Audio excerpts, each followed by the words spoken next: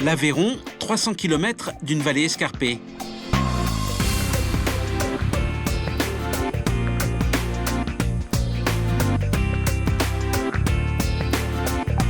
Le long de ces impressionnantes falaises de calcaire, des forêts préservées et des joyaux d'architecture.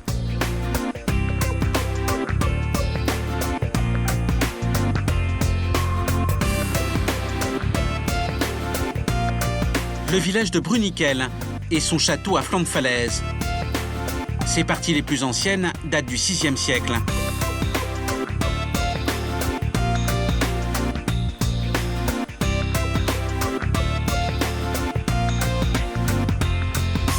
Plus au nord, la forteresse de Najac, construite en 1253 par Alphonse de Poitiers. Son donjon culmine à 40 mètres de haut. À proximité, bâtie à 120 mètres, au sommet d'un piton rocheux, voici enfin la forteresse de Penne, chef-d'œuvre de l'architecture militaire du Moyen-Âge. Une partie date du XIIe siècle, mais l'essentiel a été construit 200 ans plus tard. Le château de Penne, édifice défensif réputé imprenable, représente aujourd'hui un défi d'envergure pour les restaurateurs. Gravir le piton rocheux en transportant des matériaux de construction est difficile. Alors ce matin, le propriétaire des lieux a décidé d'utiliser les grands moyens. L'hélicoptère va réaliser 130 rotations, emportant depuis la vallée des centaines de pierres taillées. Des pierres qui permettront bientôt de reconstruire les parties les plus ruinées et les plus instables du château.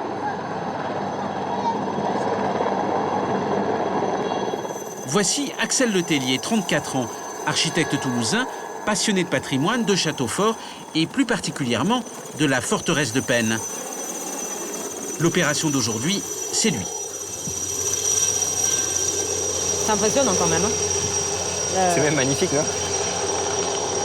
C'est là l'intérêt, c'est l'avantage de la modernité et de la mécanique par rapport à la restauration d'un bâti ancien. Et c'est vrai que même en tant qu'architecte du patrimoine, c'est sur mon chantier, mais c'est la première fois que j'arrive à faire ce type de livraison, alors que c'est quand même un petit fantasme, j'allais dire, tout architecte du patrimoine. Vous n'auriez pas pu le faire autrement? On aurait pu essayer de le faire autrement, on a essayé de le faire autrement, puisqu'il y a 1 an et demi, on a réalisé un chemin d'accès avec une pelle mécanique, et on a fait de la livraison en quad, c'est-à-dire en engin 4 roues, et c'est beaucoup plus long et beaucoup plus compliqué. Axel Letellier a acheté le château de Penne il y a 4 ans. Depuis, il n'a eu de cesse de consolider ses vestiges. Son investissement financier, plus de 100 000 €.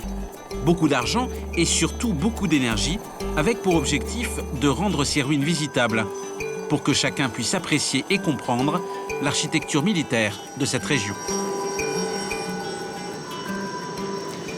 On rentre chez moi. Une petite folie qu'on a décidé de reprendre avec mon épouse il y a 5 ans et qu'on a réussi à racheter en 2006 et qu'on s'efforce de sauvegarder du mieux possible afin de le consolider, de le conserver, puisque depuis 450 ans, il prenait l'eau, puisqu'il a été démantelé pendant les guerres de religion. Et vraiment, il a vraiment été démantelé, c'est-à-dire qu'ils ont supprimé les toitures, les planchers et l'ensemble des fenêtres, ce qui veut dire qu'il prenait vraiment l'eau. Et depuis, il a servi de carrière de pierre, bien entendu, comme toujours. Jusqu'en 1902, où il était classé monument historique, ce qui a permis d'arrêter ce massacre.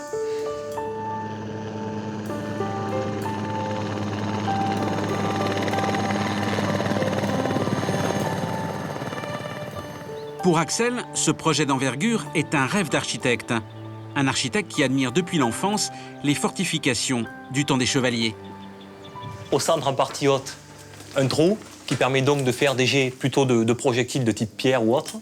On l'a totalement restauré, puisqu'en fait, on avait un gros souci de stabilité globale au niveau de cette partie, puisque la moitié de la voûte était effondrée. Et donc, ça nous a obligés de reconstituer toute l'embase de gauche. Au XIIIe siècle, on se défend contre plusieurs problématiques. C'est plutôt une période assez calme au XIIIe siècle, puisque donc c'est la période où le roi de France a enfin pris l'Occitanie et est rattaché au royaume. Mais très rapidement, il va y avoir différentes problématiques, notamment la guerre avec les Anglais. Et la frontière entre l'Angleterre et la France va bouger de manière très régulière. Et à un moment donné de la guerre, cette frontière, c'est l'Aveyron. Donc c'est le pied du château. En face, c'était l'Angleterre. Le château de Penn a été l'objet de batailles acharnées pendant la guerre de 100 ans, le soulèvement cathare ou la croisade des Albigeois. Ces vestiges sont ainsi marqués par les siècles passés, mais aussi par ces terribles combats. Axel ne doit pas les faire disparaître lors de sa restauration, mais au contraire, les mettre en évidence. Voilà, donc au niveau de la restauration, on a réalisé un fondu entre les parties anciennes et les parties neuves. Et afin de pouvoir respecter vraiment l'archéologie du bâti dans l'avenir, on a inséré à chaque fois des bandes de schiste qui permettent vraiment de savoir les parties de maçonnerie ancienne et les parties plus récentes. Et c'est ça le but sur tout le château, c'est de refaire à l'identique? C'est pas de refaire à l'identique, c'est d'arriver à trouver un juste milieu entre ce qu'on doit conserver et fondre, et être discret, et faire des aménagements qui seront sûrement contemporains pour rendre accessibles des parties qui aujourd'hui sont totalement ruinées et qui n'ont pas de lecture et qu'on ne peut pas réinterpréter. Axel et le château de Penn, c'est une vieille histoire. Une histoire qui remonte à l'enfance, quand le futur architecte se prend d'affection pour ce lieu hors du commun, ce bâtiment en ruine, et se passionne pour l'épopée des chevaliers du Moyen-Âge.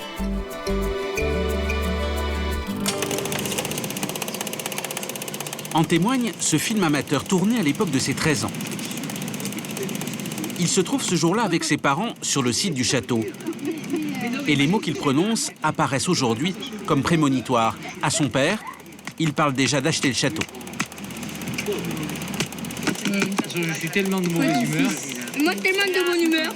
Tu lui rachetais son château de 12 de payer. 20 ans plus tard, le rêve est exaucé. Je pense qu'un château vous appelle. J'ai la chance d'être tombé dedans quand j'étais petit. Ça fait longtemps que j'ai cette passion des vieilles bâtisses et des vieux châteaux. C'est ce qui m'a amené à l'architecture. J'ai le château de Penn, j'ai 33 ans. J'ai fait ma première proposition et première approche pour essayer de l'acheter à 14 ans. En proposant des bonbons? En proposant des moments. Non, un bâtiment de ce type n'a pas de valeur. Il n'a de valeur que celle que vous voulez bien y mettre. Axel a donc concrétisé son rêve pour son 30e anniversaire. Avec Sophie, sa femme, il s'est aussi acheté une maison à l'aplomb du château, dans le vieux village médiéval de Penn.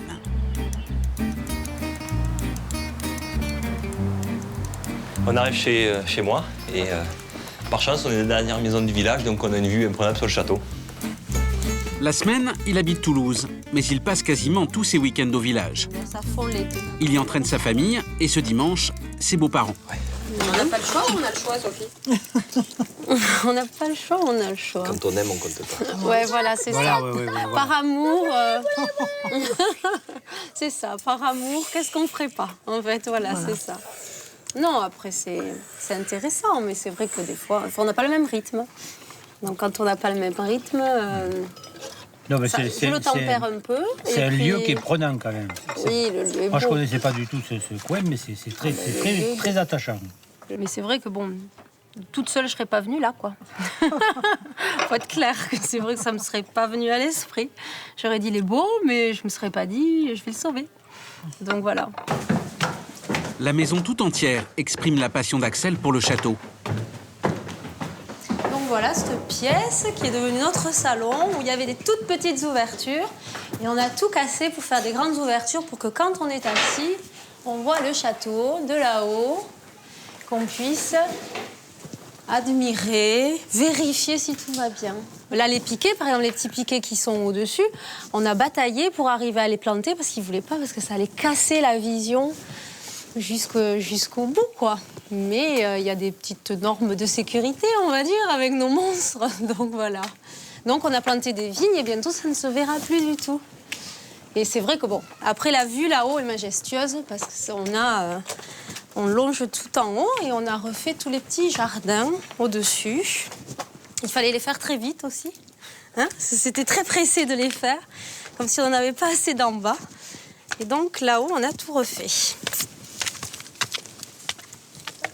Le village, l'Aveyron et le château. Une trilogie.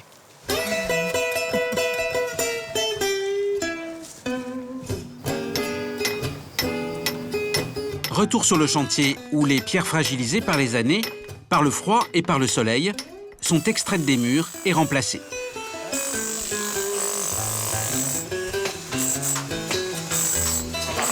Bonjour Axel. Les ouvriers utilisent les blocs taillés, livrés quelques jours auparavant par hélicoptère. Les fortifications sont ainsi consolidées et pourront à nouveau traverser les siècles.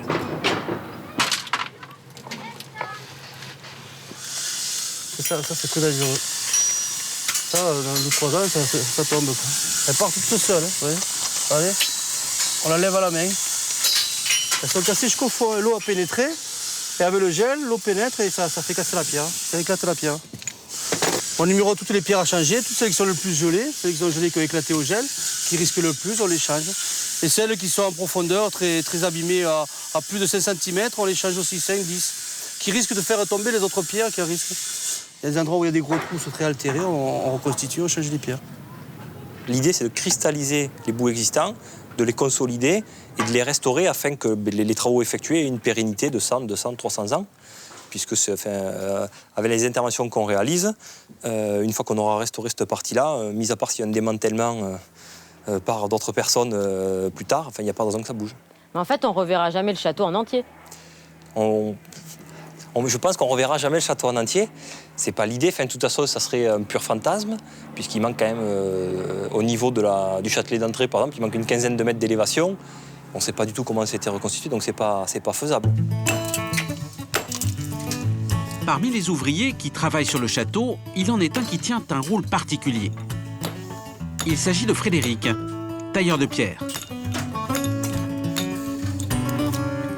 Frédéric n'appartient à aucune entreprise. Bonjour Frédéric. Bonjour Monsieur Télé. C'est le premier salarié d'Axel à se consacrer entièrement à la restauration de la forteresse. Impec.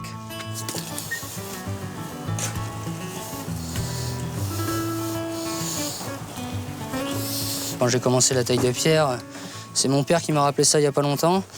Il m'a dit, mais c'est vrai que quand tu as commencé, tu me disais que tu voulais restaurer un château tout seul.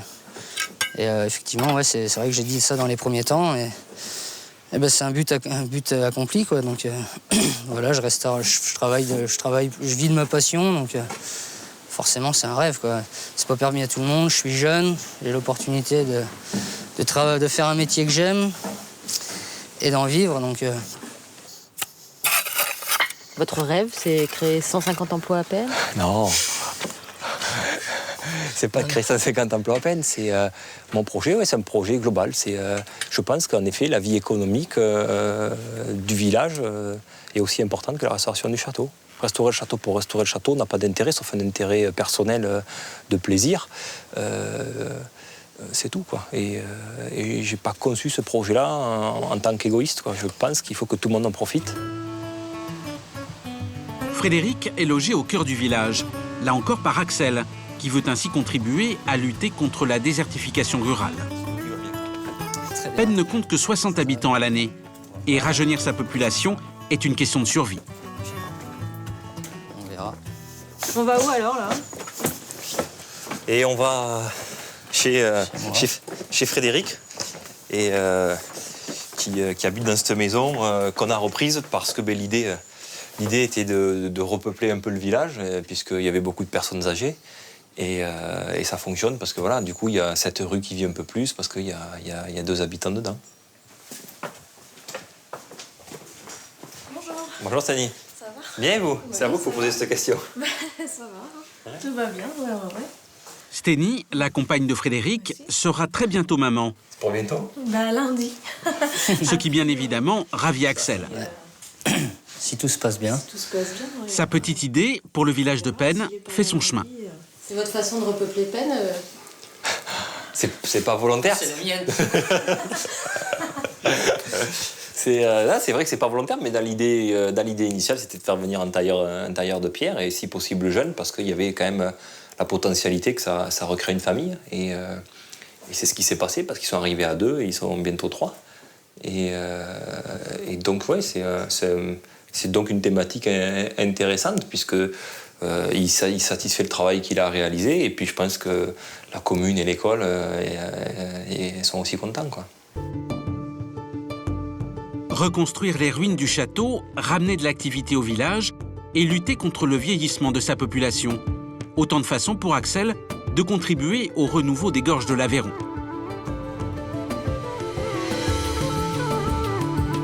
Un lieu où il a passé une grande partie de son enfance et qu'il connaît par cœur. Les richesses patrimoniales des villages perchés de la région, comme Bruniquel et Najac, ont contribué à sa volonté de se lancer dans l'aventure du château de Pennes.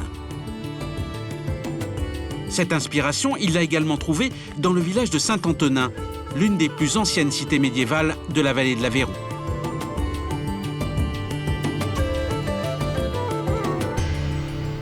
Elle abrite entre autres le plus vieil hôtel de ville de France, dont le beffroi fut construit au XIIe siècle. Ses ruelles et ses façades gothiques sont pour la plupart inscrites au registre du patrimoine national. Saint-Antonin, c'est aussi le village où habitait le père d'Axel, lui-même architecte du patrimoine. Axel connaît donc tous ces trésors cachés. Elle est dans un drôle d'état, cette maison. Ah oui, plutôt impressionnant. Qu'est-ce que c'est? J'y suis pas rentré depuis 6 ou 7 ans. C'est une maison qui appartenait à moi et à mon père, enfin plutôt à mon père et à moi. Et on avait le projet de la réhabiliter, parce que c'est une maison un peu comme au château, quoi. C'est-à-dire que c'est une passion, avec des éléments d'architecture intéressants, divers et variés, et on souhaitait un peu la mettre en valeur, surtout qu'elle est sur la place du village. Et justement, ça, c'est une dent creuse à l'intérieur de Saint-Antonin, et elle a 4 magasins en rez-de-chaussée, et si ça vivait, ça permettrait de faire mieux fonctionner cette partie-là. Et là, il ne se passe plus rien. Et là, il ne se passe plus rien, parce que pour l'instant, les projets des nouveaux propriétaires sont complètement arrêtés. Alors que, je vais aller vous montrer, il y a des fresques du début du XIIIe siècle, et c'est assez impressionnant. Fresques du XIIIe siècle, encore parfaitement lisibles. Elles furent cachées pendant des siècles sous des enduits. Là, au mur, on a une ancienne fresque civile qui a été découverte dans les années 80. On voit bien qu'il y a vraiment un décor très important. Avec en haut, il y a eu des archéologues qui ont étudié la chose, donc où on a le comte de Toulouse à cheval avec ses différents blasons. Et c'est rare comme fresque?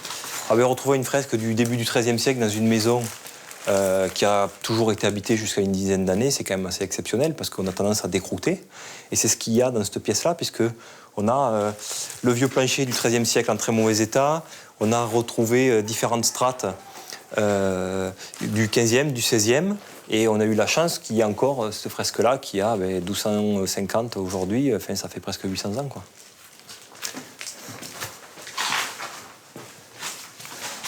Alors qu'on retrouve un peu plus loin, voilà. Ici, on a des fresques du XVIIe ou du XVIIIe, avec un décor autour d'une alcôve. Et c'est représentatif de Saint-Antonin en général? Et c'est représentatif de Saint-Antonin en général, parce qu'on a la chance d'avoir énormément de maisons qui ont conservé des éléments d'architecture de différentes époques, en partant du XIIIe siècle jusqu'au XIXe siècle. Et toutes ces maisons sont souvent dans un bon état de conservation, j'allais dire d'origine, même s'il y a beaucoup de travaux de rénovation à réaliser. Le potentiel est considérable. Dans le cas de Saint-Antonin, mais au-delà, pense Axel, pour toute la vallée de l'Aveyron.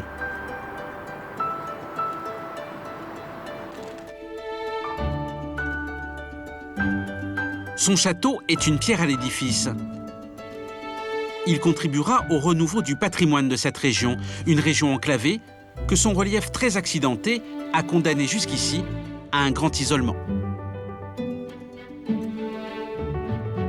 Le château n'a pas d'intérêt en tant que tel et de manière indépendante et autonome, quoi. Si c'est restaurer un château pour y habiter seul et s'enfermer derrière une porte, autant acheter un manoir avec un toit, des pièces et y habiter à l'intérieur.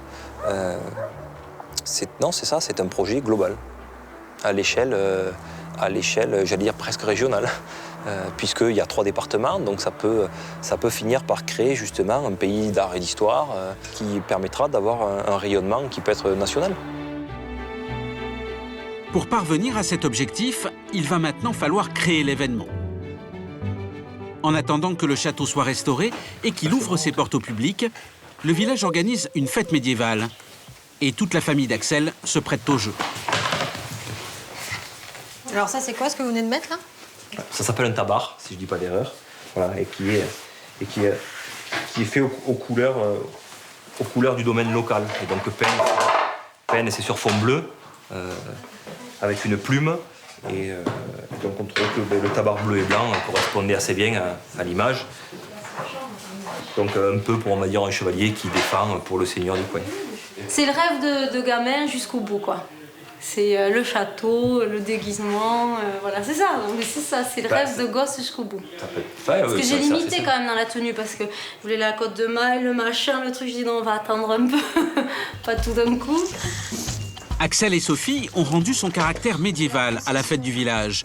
Depuis des années, elle avait perdu cette identité historique. J'ai pas le vocabulaire qui va avec. Il faut travailler ça pour l'année prochaine. Ah, les ménestrels, les gentes dames. Aujourd'hui, tout le monde ici est mobilisé. Alors, Oh, t'es beau, mon chéri. Il est beau. Oh, qu'elle est belle. Oh, qu'elle est belle. Il est toujours aussi beau, même en Moyen-Âge. Oh, puis toi aussi, t'es jolie. Très beau. On vous rejoint, on s'habille. Oh, qu'elle est belle. Allez, À tout à l'heure. Tout à l'heure. Ils vont se déguiser. Ils vont se déguiser. À tout à l'heure. Pareil à tirer. Axel a réintroduit costume d'époque et animation moyenâgeuse sur la place du village. Et depuis 3 ans, la fête attire un public de plus en plus nombreux. Tandis que Frédéric initie les visiteurs à la taille de pierre, des jeux pour enfants sont organisés le long des remparts. Ça y est, là, il revit le château. ça commence, non? Il va y avoir un peu de monde, un peu de vie. Ouais, oui, c'est en prémisse. Ouais, le château revit, c'est les gens s'en approchent de près, ils peuvent sentir le rocher, la pierre, ils peuvent se rendre compte un peu de la difficulté de construire un château à flanc de rocher comme ça, puisqu'il le longe. Donc c'est un rapprochement intéressant entre un plaisir et un loisir et la construction du château il y a 800 ans.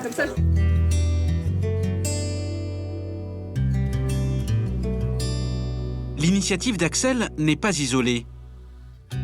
Plusieurs passionnés mettent ainsi en valeur le patrimoine des gorges de l'Aveyron et contribuent de cette manière à développer les villages de cette région. Nous découvrirons bientôt une autre de ces histoires exemplaires. Mais auparavant, nous partons de l'autre côté de la France. Direction la Champagne.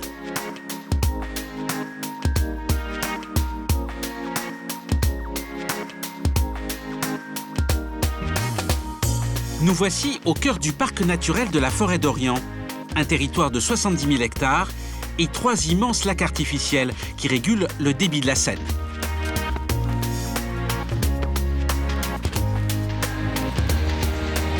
La Champagne, une région très riche en céréales.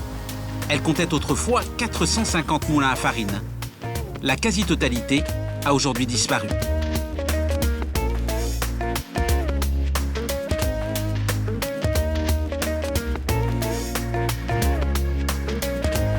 Au centre du parc naturel, voici le village de Doche et son nouveau moulin. La réplique d'un modèle typique de la région, entièrement en bois, tel qu'on les construisait au XVIIIe siècle. Achevé il y a 3 ans, c'est le travail d'une association dédiée à la renaissance des moulins de Champagne. Son fondateur est d'origine hollandaise. Il s'appelle Erwin Schrijver. Ça vient d'où, c'est toi, l'Erwin? Ça, c'est du coton hollandais. C'est un petit fabricant, un meunier passionné de ça, qui en fabrique encore manuellement. Donc c'est un mélange de polyester et du coton, teinté dans la masse comme à l'ancienne. Et ces toiles sont déployées une par une sur l'armature des ailes, par Erwin et par Jean-Paul, un bénévole de l'association. Un vrai spectacle pour les touristes de passage dans la région.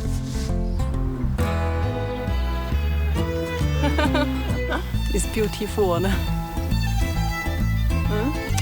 What do you think? C'est la première fois que je vois de moulins en France. Il faut grimper jusqu'à l'extrémité de chacune des ailes. Les 2 hommes se trouvent ainsi à une dizaine de mètres de haut. On déploie 8 fois 8 mètres carrés, donc 60 mètres carrés, pour capter le vent suffisamment pour produire l'énergie, tout simplement. Erwin est charpentier Et pour un homme de l'art comme lui, concevoir et construire un moulin, c'est l'ultime performance. Ah, ça reste une belle vue d'ici. Hein. Avec l'église, là, le soleil qui éclaire bien, c'est vraiment magique. C'est aussi une fierté tant que compagnon charpentier, je dirais, d'être capable de sauvegarder un savoir-faire pour le transmettre aux plus jeunes, de passionner d'autres avec, de sorte de voir une passion naître dans les plus jeunes et avoir envie de faire la même chose ou mieux. Il faut toujours faire mieux. C'est ce plaisir-là, c'est pas plus compliqué que ça. Hein, c'est la vie qui est jolie à travers de quelque chose. Voici le moulin qui a servi de modèle à Erwin et à son équipe. En étudiant cette photo, il est parvenu à en dresser les plans. Ensuite, il a fallu 2 ans en atelier pour que des jeunes en insertion achèvent sa fabrication. Jusqu'à ce jour de septembre 2006, où il arrive en pièces détachées sur le site de Doche. En 48 heures seulement, le géant de bois est sur pied. Et c'est un aboutissement pour tous ces bénévoles qui veulent ainsi faire revivre un patrimoine que l'on croyait à jamais disparu.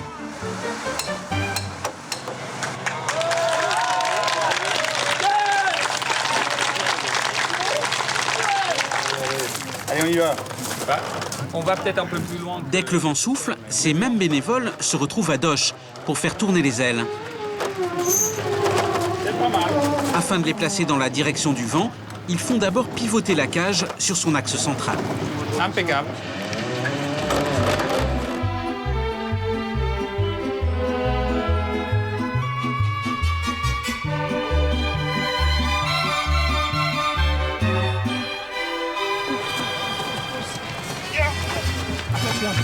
Ensuite, ils amorcent le mouvement des ailes. Le vent doit dépasser les 20 km/h pour que le moulin se mette à tourner. Cet après-midi, on est juste à la limite.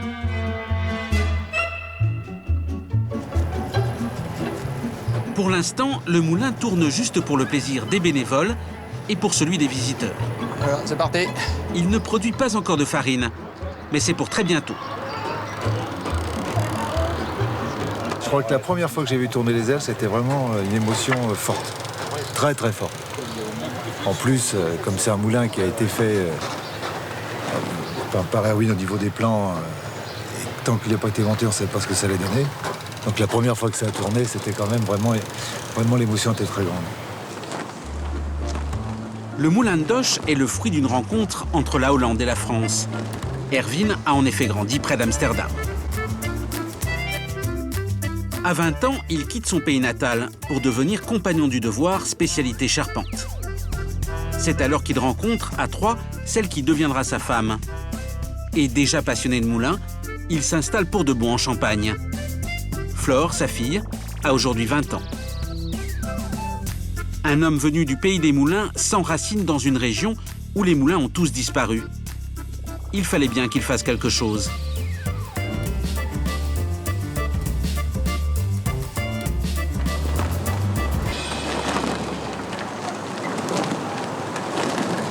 De le voir tous ensemble avec notre équipe de fidèles et de courageux, c'est un petit partage de bonheur. Hein? Donc c'est bien, super. Vive la farine dans quelques semaines ou quelques mois. Le moulin, c'est le cœur du projet. Mais sur le site, il y a maintenant une ancienne grange du XVe siècle pour accueillir le public, un jardin médiéval et bientôt un four à pain à l'ancienne, construit en ce moment même par des jeunes en formation maçonnerie. Un peu de rangement, c'est ça? Oui, un peu de rangement, de préparation de matériaux. Céline, 22 ans, est une élève de l'école du patrimoine de Troyes. Elle fait ici son stage de fin d'année. Et puis... Dégressivement, réduction de la haute. Ouais. Et puis on est pile poil en tuileau.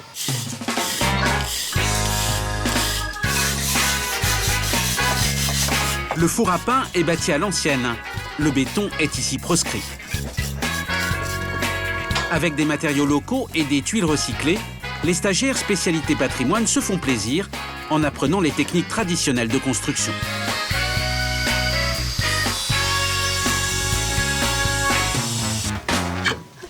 Donc ça sera pour tout à l'heure. Et puis voilà. Pourquoi le patrimoine, Céline? C'est l'idée déjà de faire partie en fait des bâtisseurs, quoi. Il y a quelque chose quand même d'un peu vibrant, de quelque chose d'important. On laisse, c'est le cas de le dire, sa pierre à l'édifice, quoi. On est une petite fourmi dans tout ça. Et puis c'est vrai que c'est plaisant quand les gens viennent et puis qu'ils regardent le travail, qu'ils disent c'est formidable ce que vous faites. C'est sûr que c'est plus empirique. Je veux dire, c'est pas de la maçonnerie traditionnelle en parpaing. Ça laisse pas la même empreinte, quoi. Et puis c'est passionnant de travailler avec des matériaux qui sont pas parfaits, toujours composés avec la matière. C'est génial, quoi. Il y a quelque chose d'un petit peu artistique quand même. Donc c'est hyper plaisant.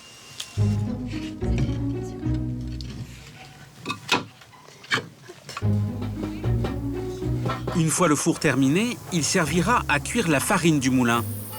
Doche aura bientôt son pain bio quotidien.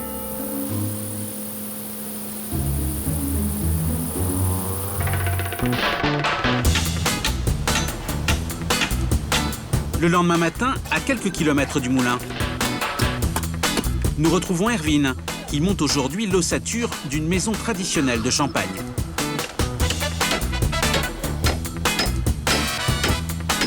De se trouver là devant un jeu d'enfant quelque part, un jeu de casse-tête chinois, un jeu de Mikado, et ensemble, dans un bon contexte de lever ça, c'est un vrai bonheur. Ça s'explique pas, ça se vit.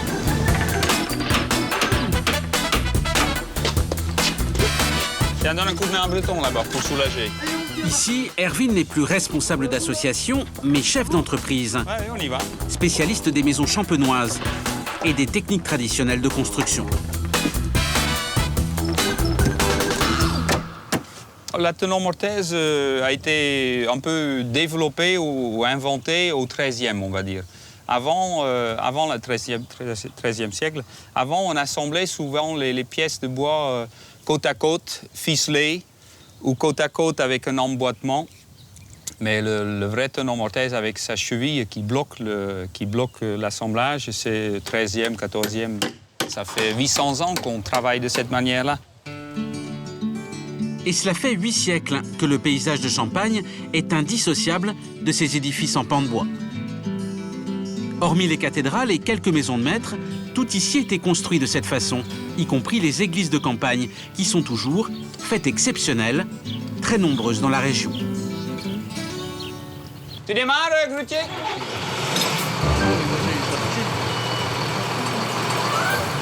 Tu restes là, Breton, en fait? Suite de l'opération de levage, avec la pose des énormes poutres qui soutiendront le premier étage de la maison. Il faut qu'il aille sur Erwin. Non, c'est ton poteau qui demande à... Pour Marzine, jeune compagnon, c'est une première. Breton, pousse le sommier un peu faire le lapin. Ok? Faire attention que tes doigts soient pas en dessous quand le sommier il va rentrer dans le tenon mortaise. Puis faire gaffe à l'aplomb du poteau pour pas qu'il me tombe sur la tête. Et puis voilà.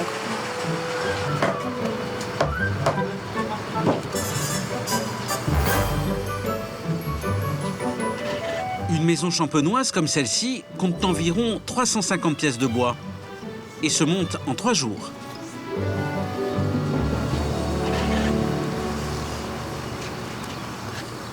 Et aujourd'hui, de voir renaître une maison, qu'est-ce que ça vous fait? Ça fait drôle. Hein. Ça vous fait plaisir? Ah bah oui, hein. Ouais. Surtout, c'est pas des parpaings, hein. C'est du bois et c'est pas du bois blanc, ça, hein. Donc c'est quand même pour vous dire que donc, les jeunes qui l'ont fabriqué, ils savent encore construire le traditionnel. Parce que c'est rare de voir une construction comme ça. Hein. Oui, c'est vrai. Du parpaing, c'est la caserne. C'est que là, c'est vivant, ça. Du bois, c'est vivant, hein. Puis c'est beau, Alors bien sûr, il y a de l'entretien. Mais quand on est en retraite, si on veut, on a le temps, hein. C'est vrai. Erwin le Charpentier est un militant du patrimoine champenois. La construction en pan de bois est pour lui un héritage qu'il souhaite mettre au goût du jour. Et autour de lui, ils sont nombreux à avoir la même démarche.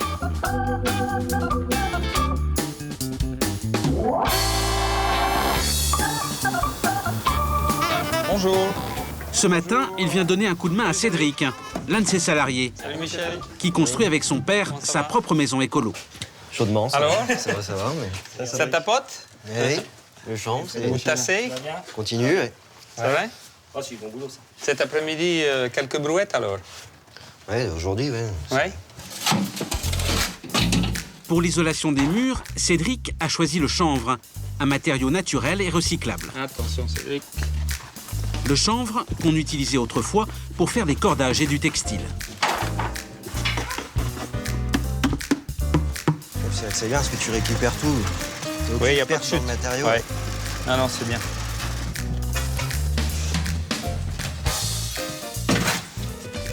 Quand on fait un polystyrène extrudé, par exemple, on va chercher le pétrole au pays oriental, on l'amène jusqu'en Europe, elle va peut-être être fabriquée en Marseille en extrusion, et puis après, elle est transformée dans le nord pour revenir ici. Là on prend le produit à 20 km dans les rondes, Saint-Laurent. Puis ça fait travailler des gens locaux. Les paysans ont de nouveau un produit à produire quelque part.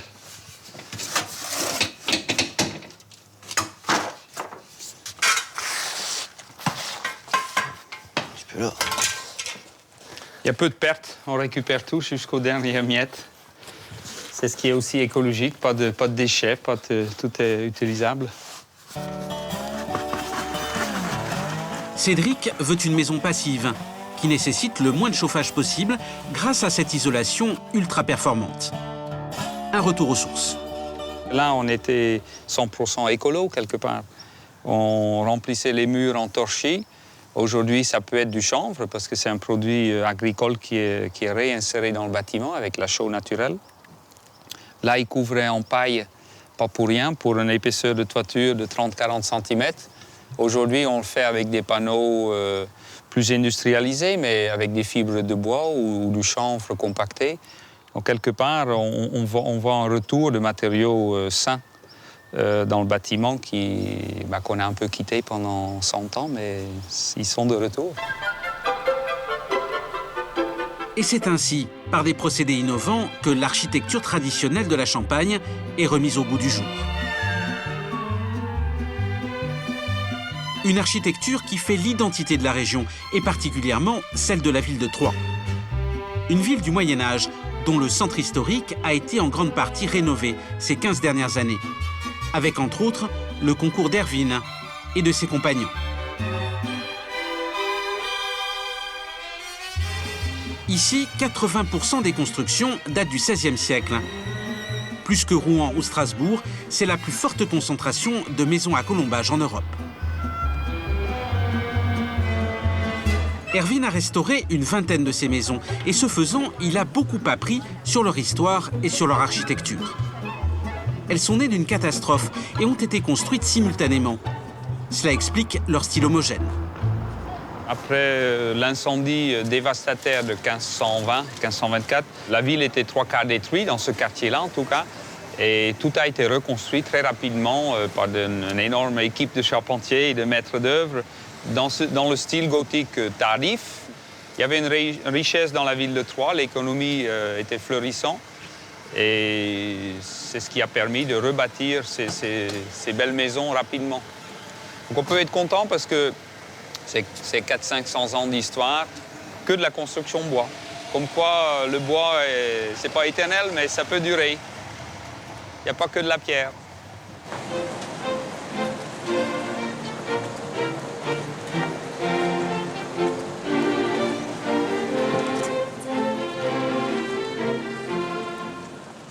Et alors, elles sont colorées, ces maisons?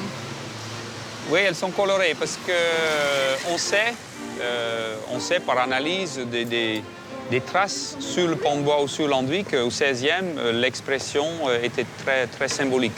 La coloration était un symbole de puissance économique. Quand on mettait du jaune ou du rouge, ça montrait qu'il y avait une certaine puissance derrière ça. Et à l'intérieur, quelles sont les particularités de ces maisons troyennes?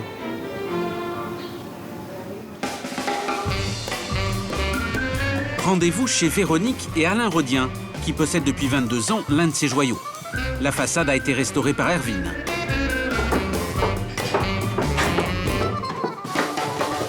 Quant aux intérieurs, ce sont les propriétaires, Véronique et son mari, qui les ont eux-mêmes rénovés pendant leur temps libre. Bon, je crois que ça va aller. Alain est passionné par le patrimoine du Moyen-Âge. Il est d'ailleurs membre de l'association de sauvegarde du Vieux Troyes. On est vraisemblablement dans la pièce principale de la maison du Pont-Ferré, donc une pièce qui fait une 50aine de mètres carrés, avec la présence de la poutraison d'origine, qui a travaillé avec le temps. Là, on ressent beaucoup d'émotions dans ces poutres-là, qui datent peut-être d'avant les 500 ans. Et ce sont des poutres qui vivent, si vous voulez, parce que même avec 500 ans d'âge, elles jouent encore un peu avec l'humidité dans les saisons. Et donc, de temps en temps, elles craquent, de temps en temps, elles vivent. Elles augmentent de volume, elle diminue, ça c'est la loi de la nature.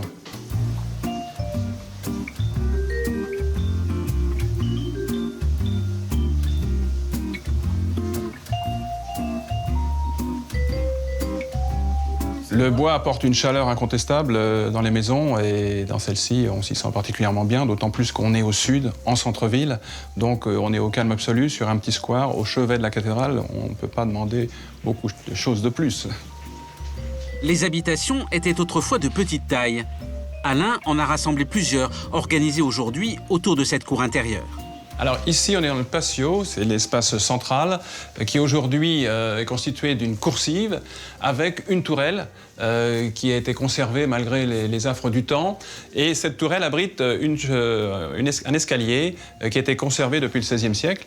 L'intérêt, c'est que l'organisation telle qu'elle est là nous amène une certaine convivialité. Si vous voulez, on peut se parler d'une pièce à une autre, on n'est jamais très loin l'un de l'autre. Et ça, c'est vraiment intéressant.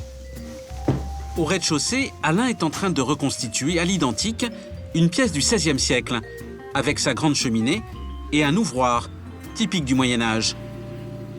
L'ouvroir, c'est cet ensemble qui permettait à l'artisan de travailler devant sa clientèle, avec ici la possibilité d'ouvrir quand il le voulait et quand il avait des clients. Ce fameux ouvroir qui est constitué d'un panneau qui s'ouvre sur la rue.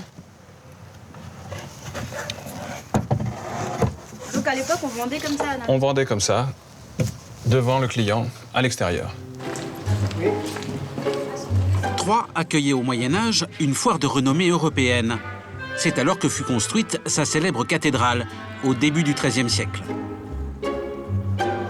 Erwin va maintenant nous faire découvrir l'héritage de cette période de prospérité.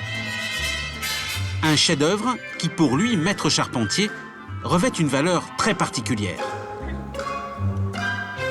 À ses côtés aujourd'hui, Alexandre, qui travaille pour le marchand de vin propriétaire de cet endroit. Voici cette fameuse charpente.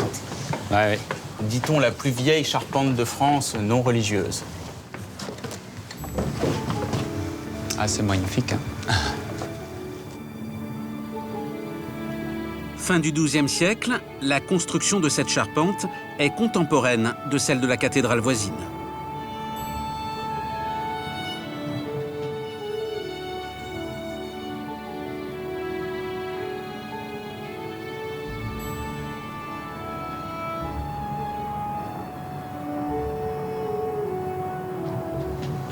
Ce qui est super dans cette charpente, c'est qu'on se croit dans un coq de bateau un petit peu.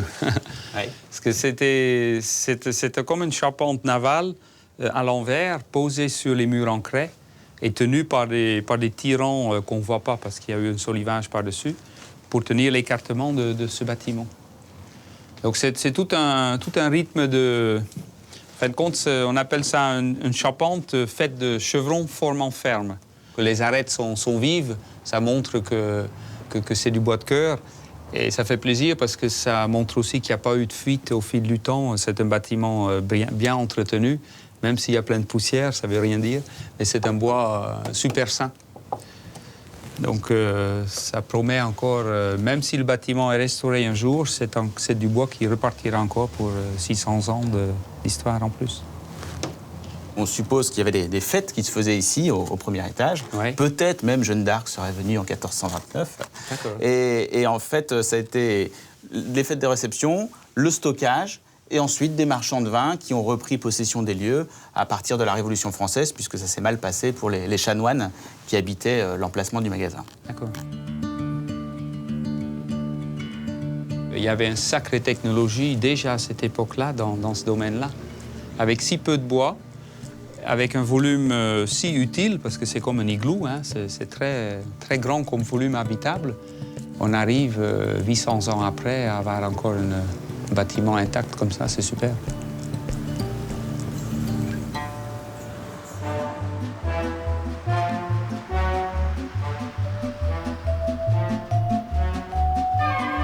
Erwin est arrivé à Troyes en 1984 et c'est alors qu'il a découvert ces trésors du Moyen-Âge.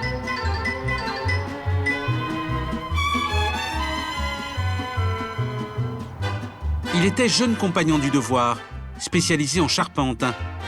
Et l'exemple de ces artisans d'un lointain passé l'a inspiré et l'a motivé. Il se voit aujourd'hui en héritier de ses savoir-faire. Le métier a toujours été fier de ses œuvres. On voit bien, les hommes, les femmes sont fiers dans leur position avec leur outil. Donc ça fait plaisir. C'est un peu des frères et des sœurs qu'on aurait bien aimé connaître ou qu'on aimerait connaître. Qu'est-ce que vous leur raconteriez ou qu'est-ce que vous aimeriez entendre? Oh, je transmettrais la même passion, je pense. Même si le langage en 200 ans a changé, ils parlaient un patois. On aura le même langage à transmettre aux jeunes en disant continuez parce qu'on aime ça et puis ça vaut le coup de travailler avec ses mains et sa tête.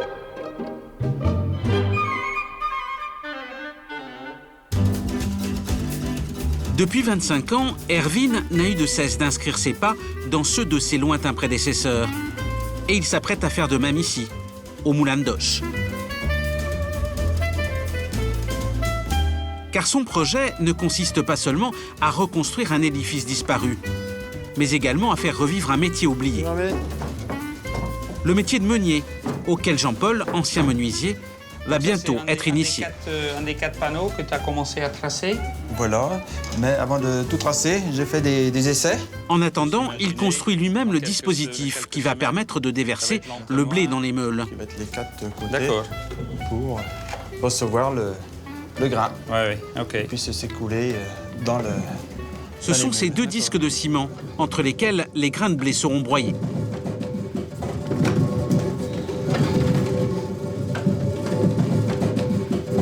Ça roule bien alors? Ça va, il y a des points, il y a encore des retouches à faire, mais ça se présente bien. Qu'est-ce qui vous a tenté, Jean-Paul, dans l'aventure pour vous lancer là-dedans? C'est un défi hors du commun, déjà. Parce que moi, j'aime pas la série, j'aime bien ce qui est hors norme, en quelque sorte. Et c'est un défi aussi personnel, et faire revivre le passé au présent. Les choses, j'apprends plein de choses ici, parce que moi, être charpentier de moulin, je ne savais pas. Donc, M. Schriver m'a expliqué plein de choses, quoi. Et suite à ça, puis suivant les entreprises que j'ai faites, j'ai appris d'autres, et puis on met les choses en commun. Le dispositif est presque terminé. Il faut maintenant apprendre à le faire fonctionner pour produire une farine à l'ancienne, de bonne qualité. Rendez-vous dans quelques semaines. Nous accompagnerons Jean-Paul aux Pays-Bas, où il sera formé par un meunier diplômé. Mais auparavant, reprenons la direction de la vallée de l'Aveyron. Plus exactement, du village de Bournazel, près de Rodez.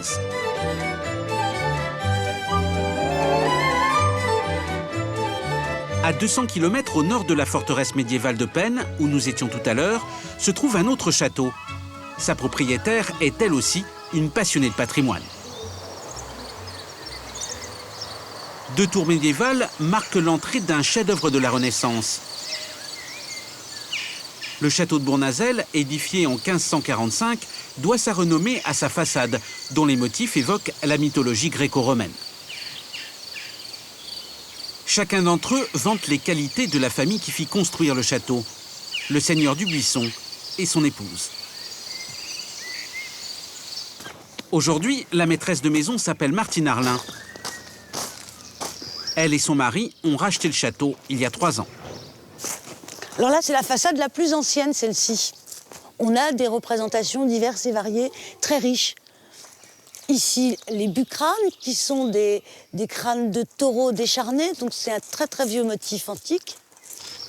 J'aime beaucoup, moi, le taureau à l'anguille ici. Alors tout le monde connaît l'enlèvement d'Europe par Jupiter, où il se met par terre devant sa nymphe et il s'apprête à l'enlever. Donc il sourit un petit peu avec des yeux séducteurs. Moi, à chaque fois que je le vois, il me fait beaucoup rire, ce taureau.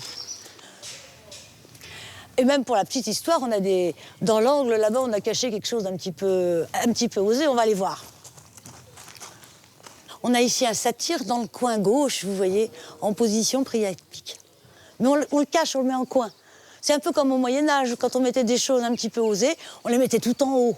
Pour qu'elles soient là, qu'on les voit, mais pas trop, pour pas que ça choque. Martine Arlin a découvert le château il y a 8 ans. Il accueillait alors une maison de repos. Elle et son mari avaient déjà restauré un autre château dans la région. Ils avaient donc l'expérience nécessaire pour prendre en charge celui-ci. Il y avait là toutes les poubelles alignées les unes à côté des autres, sans aucun respect pour la façade magnifique. J'avais été frappée par la beauté du lieu. Et je suis repartie, je me suis dit, moi, je ne veux pas voir ça plus longtemps, je m'en vais. Et en fait, c'est uniquement 3-4 ans plus tard que l'architecte des bâtiments de France est venu me chercher et m'a demandé si j'avais pas envie de m'occuper de Bournazel. Mais ça a été 1 an et demi de réflexion, même s'il y avait eu le coup de foudre. Devant l'ampleur du chantier, ça a été quand même une grosse responsabilité. Puis on s'est décidé, quoi. On s'est jeté à l'eau comme des fous, quoi. Et qu'est-ce qui vous a décidé finalement? Le côté exceptionnel du lieu. C'est absolument somptueux pour moi. Mais c'est difficile d'expliquer pourquoi quelque chose est beau. Pour moi, c'est une évidence. C'est une évidence au premier instant. C'est comme un coffret précieux encadré d'une forteresse médiévale. C'est absolument étonnant quand on découvre le lieu et quand on regarde dans le détail. On a une richesse de la sculpture exceptionnelle. Tout est exceptionnel ici. Donc, bon, c'est une grosse décision. C'est une décision de vie. Ça veut dire que c'est les 20 prochaines années, parce que c'est pas 2 ans, hein. C'est la vraie vie, ça. Moi, la vraie vie, c'est pas de rester dans un transat au soleil. Donc la vraie vie, c'est vraiment de faire un projet, de faire quelque chose, de communiquer sa passion, son enthousiasme, sa façon de vivre. Enfin, c'est une façon de vivre. Donc c'est un choix qu'on a fait avec mon mari. On est rentré en patrimoine comme on rentre en religion, en quelque sorte, hein. Je me sens pas propriétaire, je me sens dépositaire. Donc je suis partie pour soigner la bête, quoi. Donc il va falloir du temps. Première étape, la reconstruction d'une aile détruite en 1790, à la suite de la prise du château par les paysans du village. Aujourd'hui, pose d'un linteau sur la future façade. Johan, tailleur de pierre, coordonne le chantier. Sa responsabilité est considérable, car il reconstruit une partie d'un château du XVIe siècle. Là, attends. Stop, là. Doucement, plus. Les architectes et restaurateurs se gardent habituellement de se mesurer à ce genre d'édifice, tant ils sont complexes, raffinés et exigeants. Vas-y. Stop. Attends. Est-ce que tu peux renvoyer ton chariot vers Claude, vers là-bas? Martine Arlin est consciente du caractère hors du commun du projet. C'est la raison pour laquelle elle accorde son attention aux moindres détails. Il y a un gros joint, là, pour l'instant. Hein? C'est vrai que j'aime pas les gros joints. Hein. Ah non, mais il faut pas de gros joints. Non, il n'y en aura quasiment pas. Parce que là... Mais on verra rien. Et on voit qu'ici, hop. Quoi, cette petite entaille, là? La petite entaille, là, c'est exprès. Pour accrocher l'ombre. Le moindre angle est étudié pour accrocher une ombre. Pour mettre en avant, c'est des jours et des noirs, quoi. C'est une histoire de lumière. Des blancs et des noirs, oui, c'est une histoire de lumière. Ouais. Tout est histoire de lumière sur ce bâtiment. Ouais, en ornementation, c'est primordial. Puis là, c'est pareil, c'est bien marqué ici pour que la goutte se détache. Vous voyez, là, il y a un instrument qui est passé, là, de chaque côté, autour de chaque goutte. Pourquoi? Pour faire une petite ombre autour, comme un trait de crayon. Ouais, ça fait comme si c'était entouré d'un trait de crayon. Et c'est ça, la qualité du travail. Et comme ça va pas paraître, de loin, ça va pas paraître mou. Ça va paraître dessiné, pas mou, pas perdu dans le fond. Hein, puisque c'est pas coloré, ça. Donc la seule couleur qui existe, c'est la lumière c'est des jeux sur les profondeurs. Pour se faire une idée de l'ampleur de l'entreprise, Voici une photographie aérienne du château avant le lancement des opérations. Il y a encore 2 ans, avec cette façade que nous voyons ici depuis l'intérieur. Martine Arlin a insisté auprès de l'architecte en chef pour que le bâtiment disparu soit remplacé à l'identique. Et son rêve est aujourd'hui en train d'être réalisé. En partie dégradé et aller à la ruine. Là, on est où, là, par rapport à cette photo? Alors, nous sommes ici, sur cette terrasse, et nous regardons vers le château. Vers la petite tourelle, qu'on voit très bien. Voilà. Qu'on repère bien sur la photo. Voilà. Et ça, c'est un photomontage. Et aujourd'hui, on en est arrivé à ce niveau-là, c'est-à-dire que toute cette partie-là est remontée, et on restitue un gros tiers du château. Voilà. Et ce qu'on a vu ce matin, c'était Johan qui était en train de travailler sur ce linteau-là. Donc on était ce matin exactement là. Une fois les travaux terminés, Martine Arlin et son mari aménageront leurs appartements dans cette partie du bâtiment, tout en ouvrant le château à la visite. C'est ça qui était assez extraordinaire pour un architecte, c'est qu'il sent qu'il y a des gens qui vont l'habiter, qu'il va y avoir une âme à nouveau. Et ça, c'est important pour un architecte de savoir que ça va être habité et qui va servir. Parce que souvent, on fait des projets de restauration, on restaure, monsieur l'architecte, restaurer, puis on verra ce qu'on peut en faire après. C'est pas forcément la meilleure solution pour bien restaurer.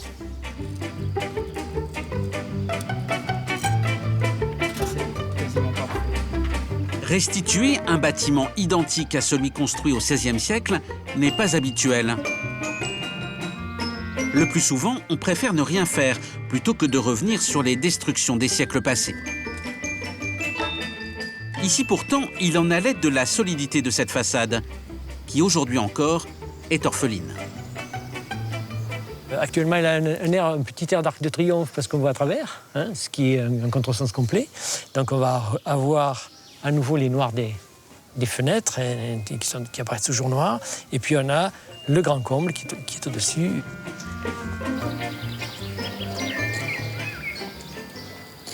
Alors cette façade-là, elle était, quand on est arrivé, en train de tomber. Il y a des pierres qui étaient tombées. Et la façade se dédoublait, c'est-à-dire que toute la partie avant venait vers la cour et la partie arrière tombait sur la toiture qu'on a vue tout à l'heure.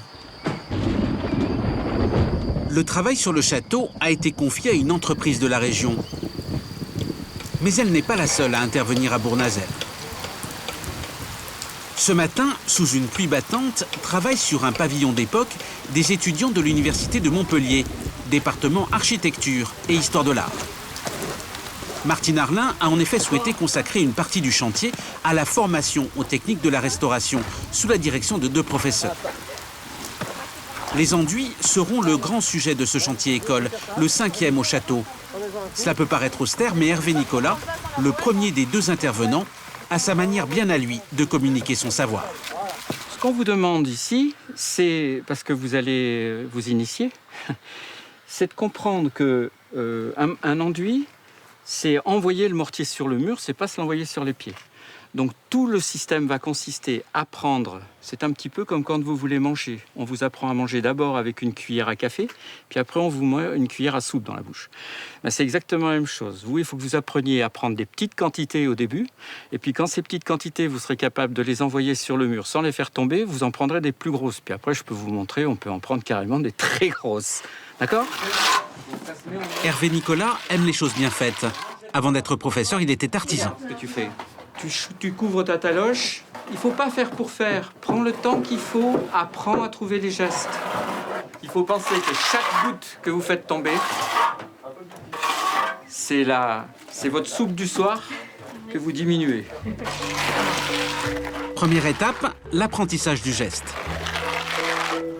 Mettez-vous un peu à la place des gens qui faisaient ça, madame l'architecte. Il faut être précis, économe, mais déterminé. Je fais ça. Vous essayez de leur communiquer le caractère précieux de la matière, là. Oui, et en même temps de leur montrer que c'est pas quelque chose qu'on fait avec des gants blancs, des pincettes, et que c'est quelque chose dans lequel on s'engage.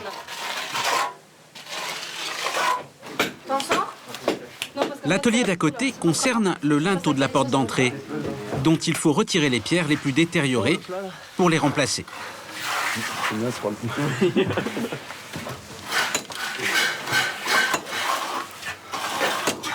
Ça a 400 ans et ça résiste encore. Thierry Verdier supervise le chantier et participe aux travaux. Il enseigne l'histoire de l'art à Montpellier. C'est pas l'image qu'on se fait d'un professeur d'université, là. L'architecture ancienne, c'est aussi beaucoup de matière.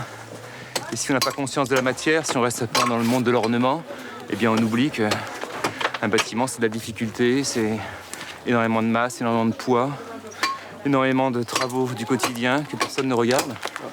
Et donc les étudiants, ils apprennent ça aussi. Après avoir dessiné des beaux plans, après avoir fait des restaurations un peu magnifiques, avec beaucoup de détails, beaucoup d'intelligence dans le dessin, eh bien ils se rendent compte que quand on fait un dessin, il y a d'autres derrière qui doivent le réaliser. Et ils sont volontaires. Les examens sont déjà passés, donc ils n'ont rien à valider. Maintenant, c'est effectivement du plus. Voilà, le plaisir de l'effort. Et de réaliser quelque chose. Voilà. Alors ils signeront pas, mais en tout cas, ils laisseront quelque chose de durable.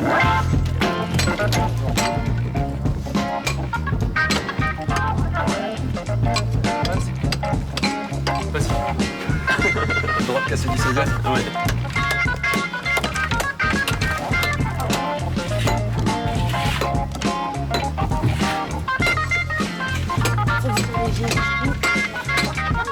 Et là. Ouais. C'est bon, on va mettre nos travaux. Qu'est-ce que ça vous apporte de les voir ici, faire ce qu'ils font? Ah bah comme ça, je suis sûre que je vais avoir des passionnés qui vont prendre ma suite. Moi, c'est ça qui m'intéresse. Parce que les gens qui ont vu une fois, qui ont touché, moi je suis sûre qu'ensuite ils sont conquis, ensuite ils reviennent, ensuite... C'est pas innocent. À mon sens, c'est un savoir qui reste ancré. Donc c'est vraiment pour transmettre moi ce que je trouve beau. Alors après, s'ils ne trouvent pas beau, tant pis, mais je pense que tous ceux qui sont là, c'est qu'ils sont motivés, déjà. Puis nous, ça nous marque aussi parce qu'on n'a pas l'occasion de se faire la main sur ce genre de chantier. C'est vraiment exceptionnel. Hein. Donc c'est très bien. C'est très bien que vous fassiez ça. Donc on va poser la clé. Moment difficile.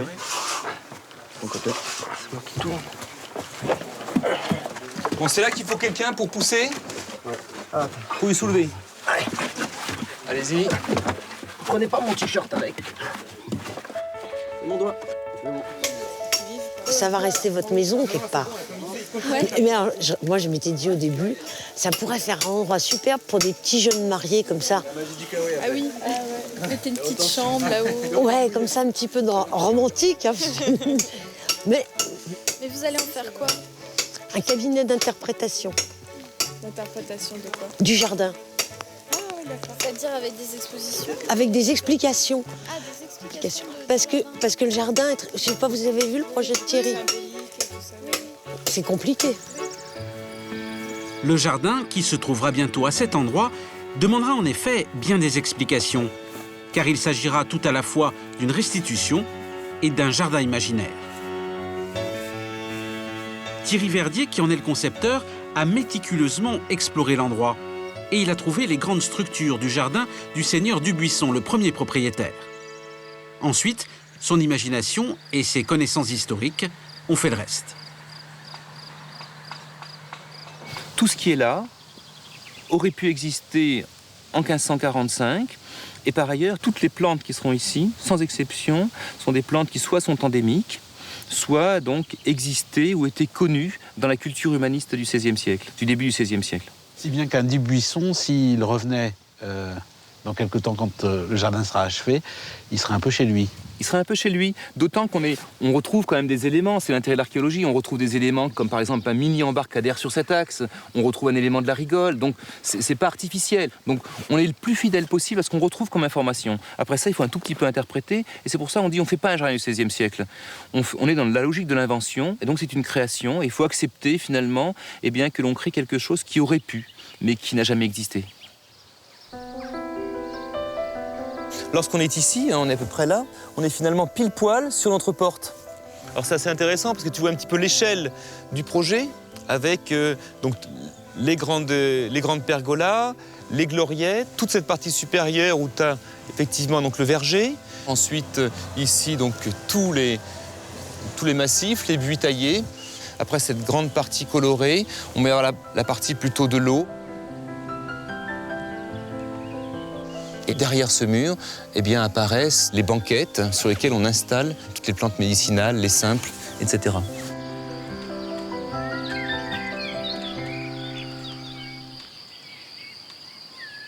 Pour vous, c'est une expérience inédite. Ah, c'est exceptionnel. Jamais on n'aurait imaginé un tel investissement dans un projet qui finalement est presque fragile par rapport à ce que nous sommes. Nous sommes des bâtisseurs, on fait des bâtiments qui doivent demeurer, qui doivent durer. Et pour la première fois, on dit faites du fragile, mais qui va durer des siècles. C'est un rêve, enfin ça n'arrive jamais, je crois, dans une carrière. Il faudra 2 années de travaux pour obtenir ce résultat. Ensuite, l'ensemble, jardin et château, sera ouvert au public. C'est l'intention de Martine Arlin et de son mari. Aujourd'hui dimanche, ils en donnent d'ailleurs un avant-goût. Bonjour monsieur, bonjour monsieur. Ils ont invité tous les habitants du village de Bournazel et des environs. Entrez, ils sont déjà en train d'installer le buffet. Bonjour madame. On a fait le pari du beau temps. Ah ben voilà, c'est une très bonne idée. Beaucoup d'entre eux connaissaient le château, car s'y trouvait jusqu'à ces dernières années une maison de repos. Mais ils sont loin d'imaginer les résultats obtenus par la restauration. Et tout à l'heure, on va visiter par petits groupes et il faudra être prudent. Hein. Donc, il ne faudra pas marcher, il faudra bien écouter les gens qui ne vont pas passer à travers. Hein. Très discipliné. Je suis contente qu'ils arrivent bien, ils sont nombreux, donc je suis ravie. Et tout le monde a l'air bien, il y a le soleil avec nous, il y a tout, quoi. Martine Arlin se charge elle-même de la visite. J'ai un très grand groupe, là. Ce qu'on a fait ici, c'est qu'il y avait un couloir qui circulait ici, qu'on a bouché, parce qu'en fait, les entrées du XVIe siècle, elles étaient là. Alors, pourquoi c'est les entrées du XVIe siècle? Vous allez voir, d'abord, elles sont arrondies, et c'est un travail extrêmement soigné. Quand on arrive au XVIIIe siècle, ce ne sont plus les mêmes propriétaires, c'est plus la création du château, donc on fait des choses simplifiées. Si vous voulez me suivre... Les villageois redécouvrent le château. Mais un château débarrassé de tous les ajouts qui masquaient jusqu'ici l'architecture du XVIe siècle. C'est extrêmement soigné. Je ne reconnais pas parce que j'ai fait ma carrière. C'est vrai? Cette dame, par exemple, va de surprise en surprise. Dans 38 ans. Elle a longtemps travaillé ici et elle n'avait jamais vu ces cheminées fonctionner. On avait peur qu'il pleuve et que tout le monde soit gelé. On s'est dit, oh... Non, on les a jamais vus aller ces cheminées. C'est vrai? Ah non. Et vous aviez fait toute votre carrière là? 38 ans. Oh là là. C'est très émouvant, les gens qui ont travaillé ici très longtemps. Quand on me dit, c'est la première fois que je vois du feu dans la cheminée, ça fait du bien. Alors là, vous n'allez pas reconnaître, parce que ça, c'était les cuisines. Alors, la salle des fourneaux et la cuisine, comme vous connaissiez avant, alors là, ça va vous faire un choc. Non, mais allons-y pour le choc. Même pas. Ça fait bizarre de voir la porte. Quand les cloisons modernes ont été retirées, les cheminées et autres moulures sont apparues intactes. La cheminée de la maison, elle est ionique parce qu'au niveau du chapiteau, il y a un enroulement. Ici, ce qui est assez intéressant, ce sont les plafonds. Quand on est arrivé, il y avait beaucoup plus de poutres, mais la moitié était fausse et avait été refaite au 19e siècle. Donc là, on était en train de refaire des plafonds à la française, en ayant conservé les poutres qui étaient bonnes, et on les a reconnues à quoi? Parce qu'il y a des dessins dessus. Alors vous les voyez, ici, vous voyez assez clairement. Vous voyez ces dessins, ce décor qui a été fait au pochoir. Là où c'est le plus net et le plus clair, c'est en dessous, ici. Là, vous le voyez très bien.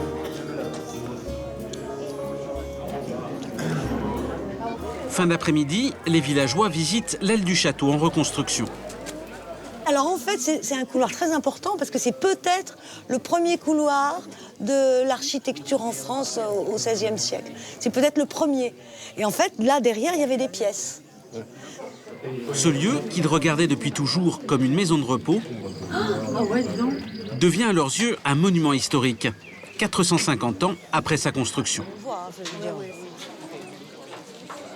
Je trouve que ça se passe très bien. Enfin, je pense que, de toute tous ceux qui sont là sont contents.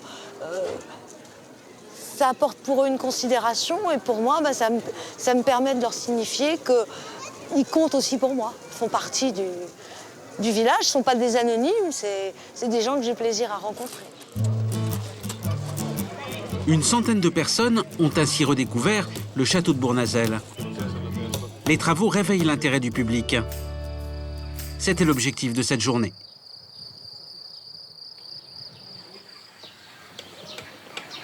Retour au chantier école. Une semaine est passée depuis l'arrivée des étudiants de Montpellier. Il est 8 h du matin. Le moment le plus important de leur stage va commencer. Hervé va leur livrer une recette très précieuse. Bon alors, le but de la manœuvre, c'est de ne pas être vautré sur les escaliers. Vous mettez vos casques, vous êtes attentifs.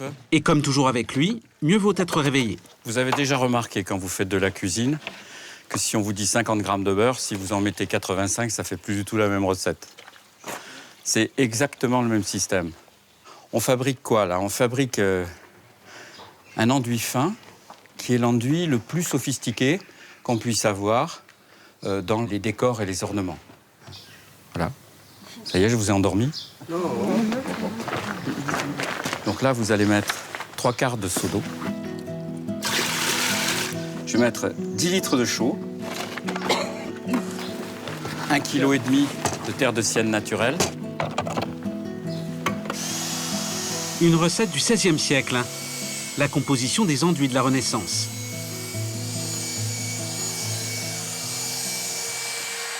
Au moment où vous appliquez ces matériaux, en italien on dit innamorato, c'est-à-dire le moment où le mortier, la pâte qu'on applique est amoureuse. C'est-à-dire, elle se raidit un peu. Il y a une image un peu triviale, mais c'est le mortier est amoureux, la pâte est amoureuse, et c'est le moment, à ce moment d'amour, où on peut la glacer, la lisser. Et donc, voilà, ça va être dans l'état parfait dans lequel on attend qu'elle soit. Et vous voyez, le simple fait d'en parler comme ça m'émeut. Ah, ça fait silence dans les rangs. Hein. Je vais regarder justement. Il y a les applicateurs confirmés et ceux qui débutent. Ensemble, ils doivent parvenir à un résultat uniforme. Voilà. Essaye d'avoir toujours le même geste. C'est-à-dire, comme ici on a plein d'imperfections, tu vois, qui vont dans tous les sens, il faut essayer de les couvrir avec le même geste. T'es là? Attention, ça va gicler. Ne salissez pas les murs. Maintenant, vous êtes dans un salon où il y a du marbre par terre. C'est un édifice précieux. Vous respectez le silence, vous vous concentrez et vous faites les choses sans salir.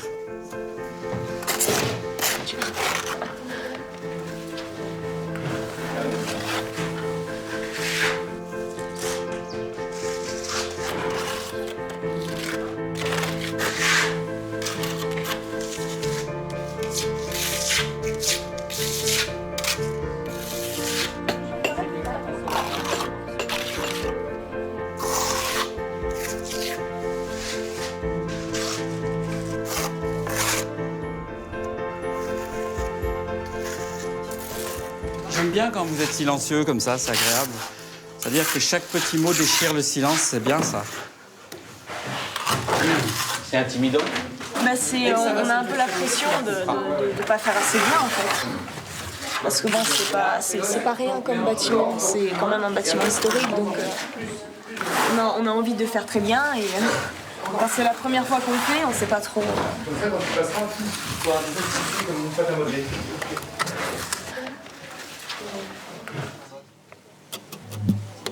Grâce au travail de ces étudiants, le pavillon de jardin revient à la vie. C'est leur 5e intervention à Bournazel. L'année dernière, c'était la charpente et la couverture.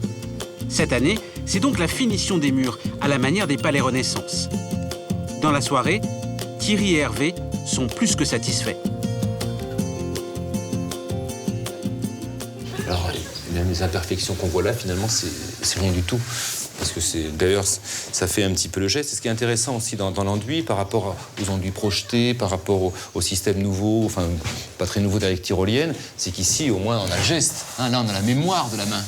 Et c'est vrai que c'est la trace de l'outil, la trace de la main, ça veut dire que là, il y a l'homme, c'est pas la machine. C'est toute l'architecture que de retrouver la chair de l'homme présente dans ce projet. Non, bravo. Pour les étudiants, bravo. Futur archi. Encore quelques travaux de finition à faire. En tout cas, on est sur la bonne voie. Et puis ça donne un joli petit pavillon. Hein. Ah oui. Trop luxueux peut-être, hein, pour un petit pavillon de jardin. Tes mains, ça va mieux, en fait, c'est terminé? C'est bon, il n'y a plus de doigts. Hervé il me disait que les artisans, après, ils ont une grosse croûte, ouais. Bien sûr, ça fait. Non, mais on a la peau douce quand même. Super. On a la peau douce.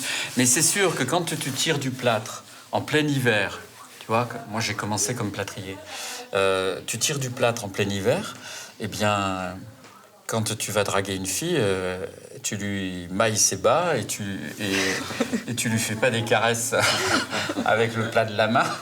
Tu vas au revers de truelle. Parce que c'est vrai que c'est rap. On a les mains râpeuses, hein, ça c'est clair. Chose que n'ont pas les architectes, c'est toujours pour ça qu'ils sont. Ah non, on a les mains molles. Ils ont des mains. La main molle. Ils ont la main moite et la main molle. Avant de quitter le château et de rentrer à Montpellier, les étudiants vont enfin rendre visite, à côté de Rodez, à l'atelier des tailleurs de pierre.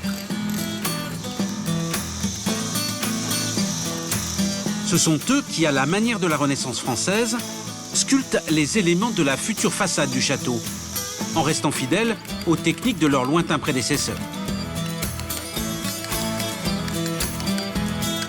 Bonjour. Dominique Vermorel dirige cette entreprise. L'électricité accélère bien sûr les choses quand il s'agit de dégrossir les blocs.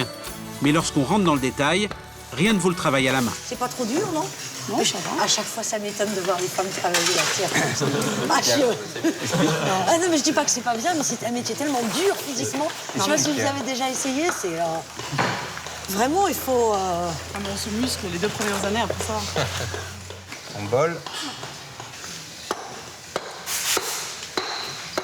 Dans l'atelier, il y a 2 jeunes femmes à la taille de pierre. La première s'appelle Morgane. La seconde, Stella. Dominique Vermorel prétend qu'un amateur reconnaît immédiatement la main d'une femme sur une pierre sculptée. Tu veux essayer pour voir un peu la matière? Ça peut te permettre aussi de te rendre compte de ce que c'est, un peu le matériau. Et tu vois, oui, faut pas le prendre comme un stylo, hein, voilà. C'est ça. Voilà, du coup. Ouais, c'est dur, hein.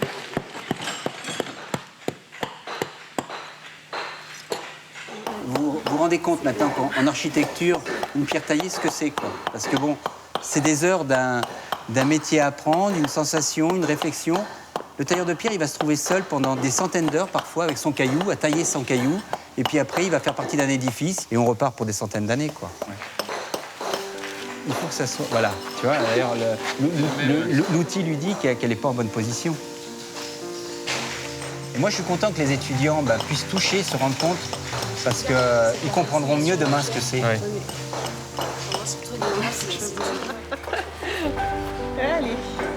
Et Stella de revenir à son bloc de façade, qui prendra bientôt place sur l'un des bâtiments en cours de restauration, parmi lesquels le château de Bournazel. Sur ces façades Renaissance, certains éléments ont ainsi été retaillés. Et aujourd'hui, quelques mois après leur pose, il est presque impossible de les distinguer des sculptures anciennes. Dernière soirée dans la cour du château, au cœur des chefs-d'œuvre de la Renaissance française. Qui veut un peu de pétillant? Quand même, vous avez vécu pendant une semaine dans un château. C'est pas rien. C'est vrai, on vit entouré de beauté, on lève les yeux, on voit des métopes, des sculptures, des étudiants. C'est vrai. On n'a pas eu le temps de les habiller au XVIe siècle, mais...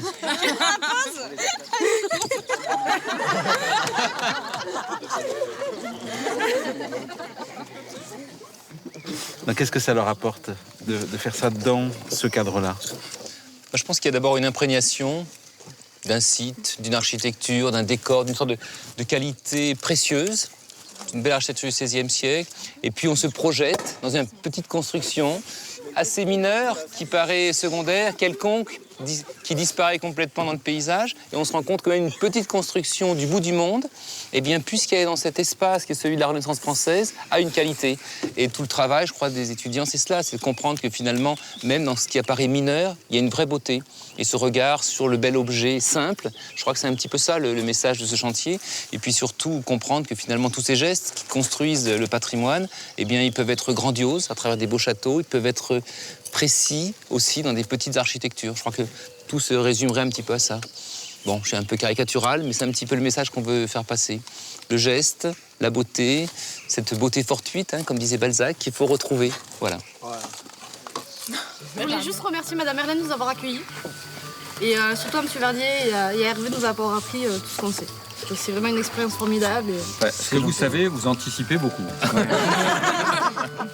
Revenez, refaites-moi des belles choses. Sans problème. Ah ben, à la santé. Hervé et Thierry comptent achever le pavillon de jardin au printemps prochain. Ce sera la 6e et dernière édition du chantier école de Bournazel.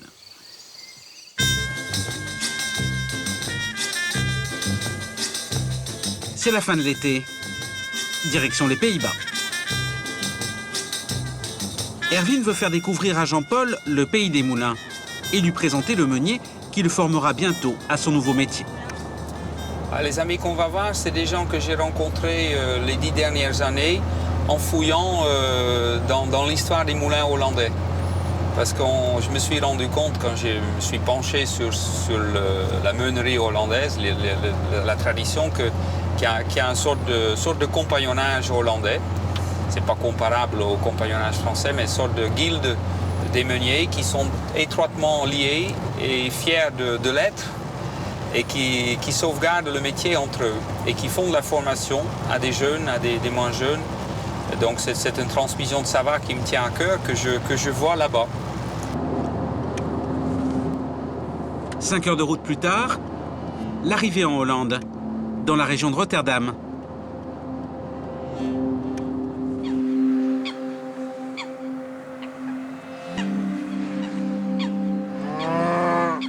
Il reste aujourd'hui dans le pays 1 millier de moulins. Contrairement à ce qui s'est passé en France, ils n'ont ici pas été détruits.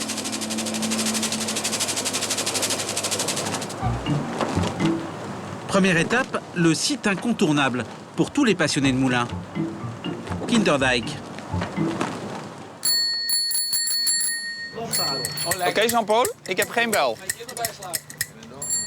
Erwin et Jean-Paul vont y passer une après-midi, en compagnie de plusieurs amis hollandais.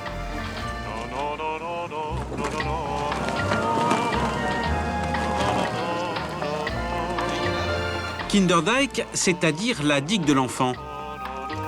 19 moulins du XVIIIe siècle, un site classé au patrimoine mondial de l'UNESCO.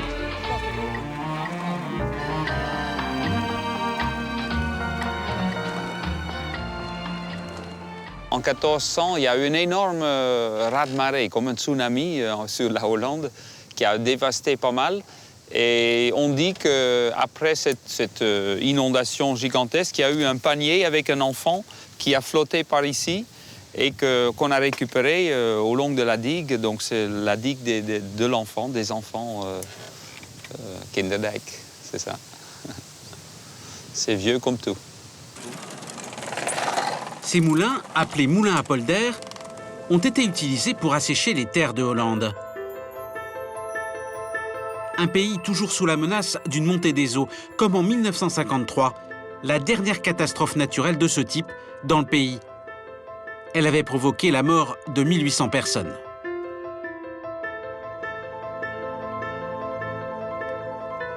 Préserver les Pays-Bas des inondations, telle a été la mission des moulins pendant 700 ans. Et à de rares et terribles exceptions, ils y sont globalement parvenus.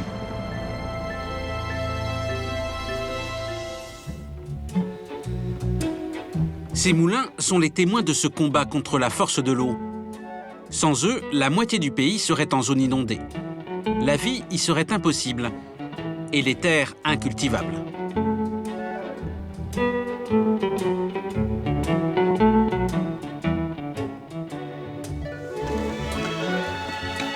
Cet après-midi, Erwin, Jean-Paul et leurs amis ont rendez-vous avec l'un des meuniers de Kinderdijk. Ils vont ainsi admirer les mécanismes de ces moulins hors du commun, qui font partie du patrimoine de la Hollande.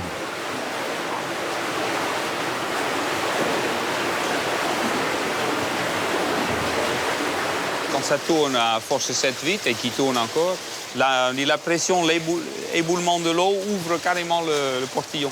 Tellement que ça tourne. Voilà, là il repart un petit peu plus vite. Ça nous a permis au 15e, 16e d'assécher des terres, de créer de la richesse. Et le moulin était le moteur principal.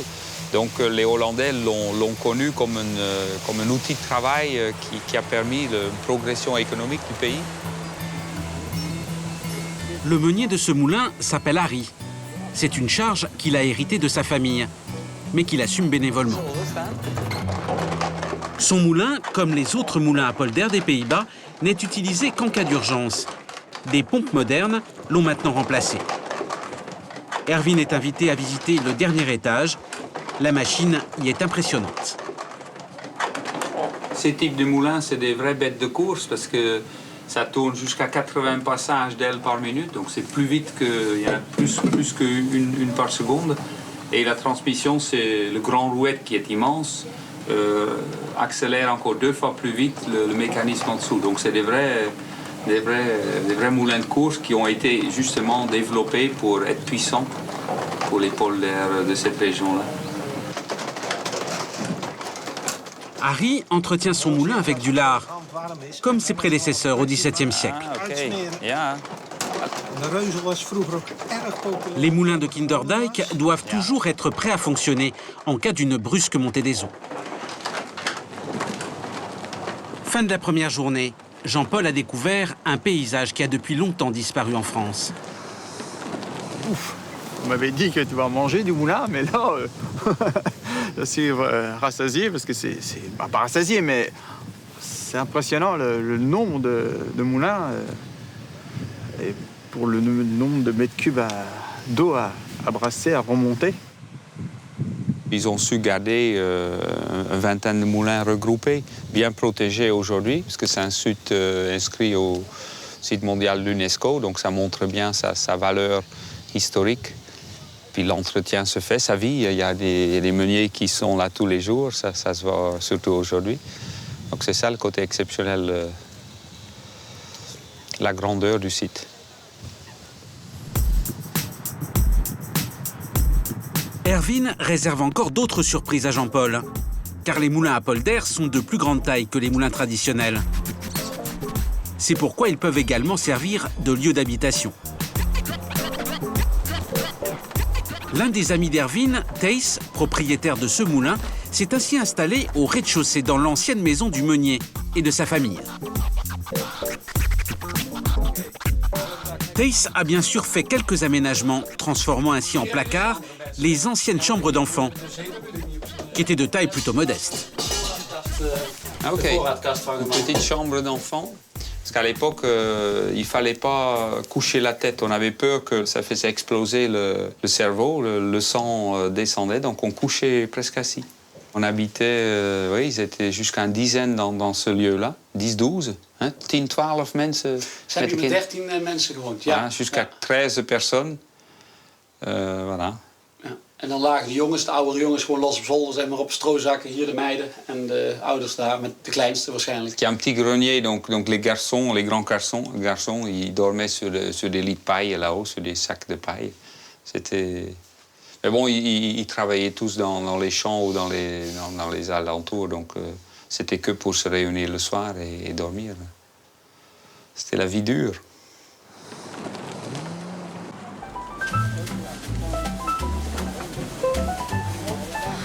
Le moulin, c'est l'emblème et la fierté de la Hollande. D'ailleurs, celui de Thijs sert souvent de décor aux jeunes mariés pour leurs photos souvenirs. On les aime tellement qu'on en fait également des répliques qu'on dispose dans les jardins. Thijs en possède une particulièrement précieuse, celle de l'un des fameux moulins à bois du nord de la Hollande. Jean-Paul découvre que les moulins ont non seulement permis d'assécher les terres, de développer l'économie du pays, mais qu'ils ont également changé son histoire. plaît, Jean-Paul. Oui, c'est admiratif. Ça continue de bouger, c'est ça qui est magique. Bah, le système, c'est que ça, c'est à l'intérieur du moulin. Donc avec ce...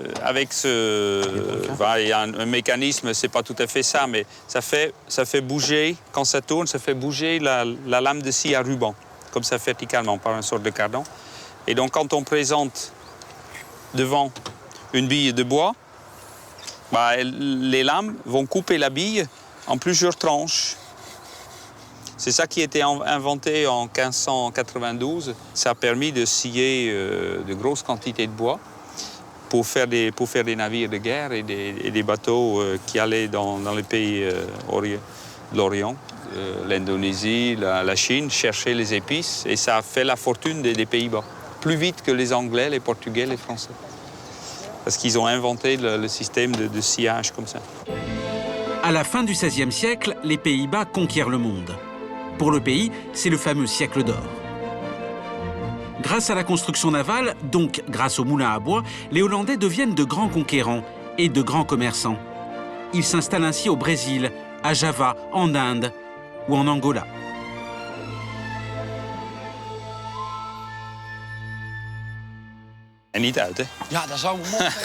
L'heure du déjeuner est arrivée.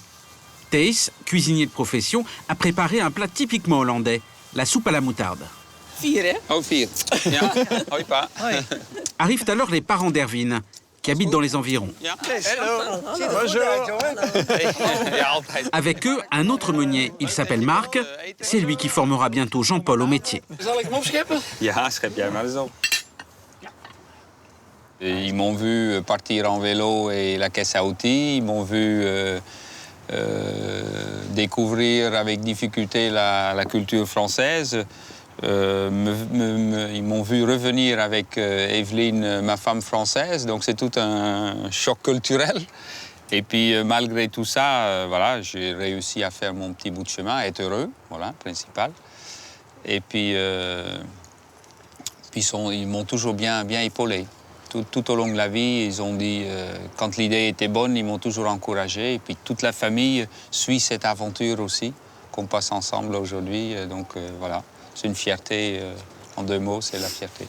Nou jongens, proost hè, op de gezondheid van de Hollandse molens. Dernier jour du voyage aux Pays-Bas. Direction l'est du pays, à 2 heures de route, la région de Limbourg.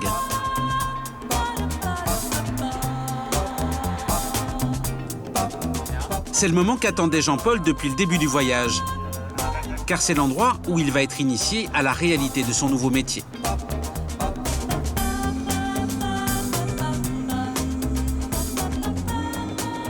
Voici le moulin Saint-Léonard, construit en 1750. Marc commence par faire pivoter la cage pour capter le meilleur vent. Ok Jean-Paul? C'est bon. Marc a son diplôme de meunier. Une spécificité néerlandaise, car ici existent des formations professionnelles spécialisées.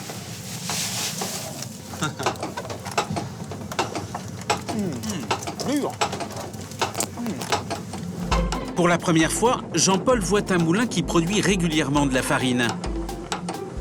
Un moulin qui peut moudre 100 kg de céréales en 1 heure, soit 1 tonne tous les jours. La chaîne qui a dû monter la meule.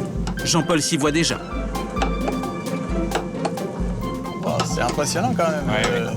Le travail quand même à manipuler, monter les sacs, contrôler, redescendre la farine. Un travail très, très physique. Et surtout, c'est quand il y a le vent. Compréhensible, quand il fait froid ou il y a du vent, on reste bien au chaud à la maison. Mais là, je serai au travail. C'est ça qui est impressionnant, quoi.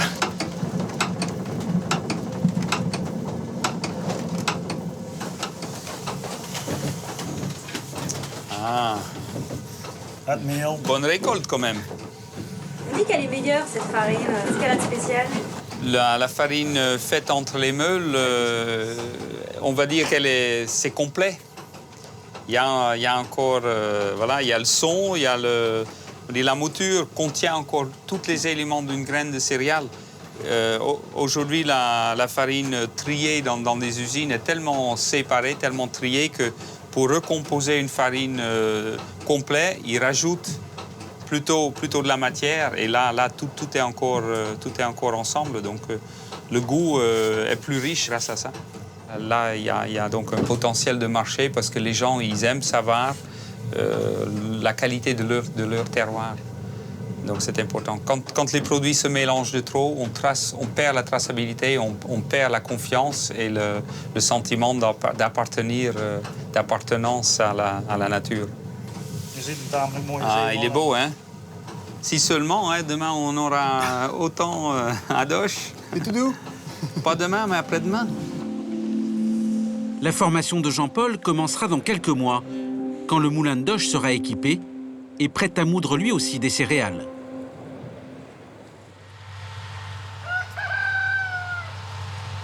Retour en France, en Champagne. C'est jour de fête pour Erwin et pour tous les bénévoles de son association.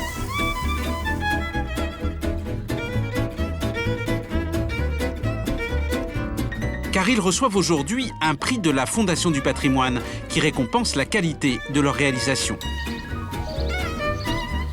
Et à cette occasion est donnée une petite réception dans une grange du XVe siècle, restaurée par l'association. Elle se trouve au pied du moulin.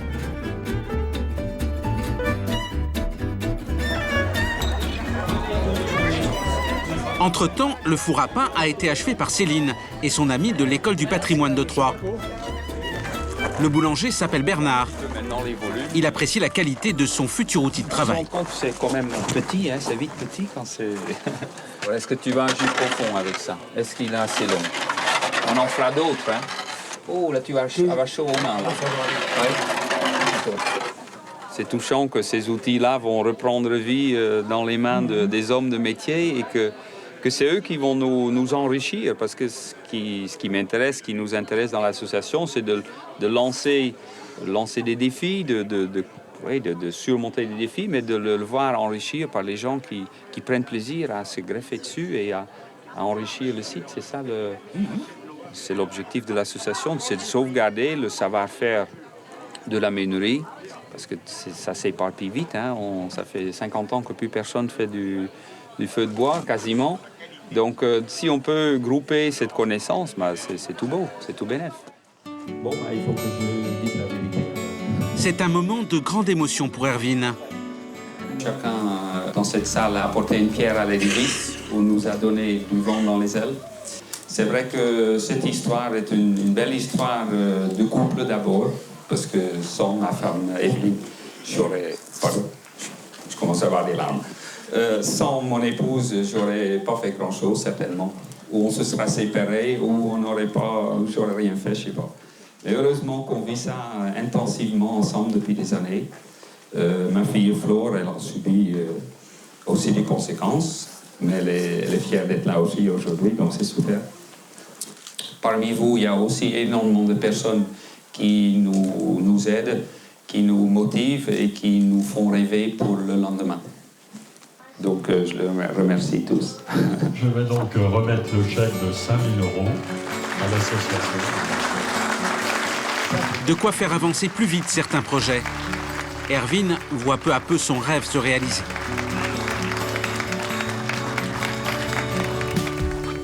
Un rêve qu'il partage avec toute sa famille. Pour sa fille Flore, en particulier, ce moulin est un symbole. Bon, j'ai pas dit trop de bêtises. Un instant d'intimité après la cérémonie. Ça a justement bien précisé tout ce qu'il fallait. D'accord. Je l'avais jamais trop dit à Flore, mais c'est une manière de lui offrir un peu de chez moi. L'histoire de chez moi qui a aussi son histoire ici en France et comme elle est partagée entre les deux histoires, ses racines sont dans les deux souches de terre.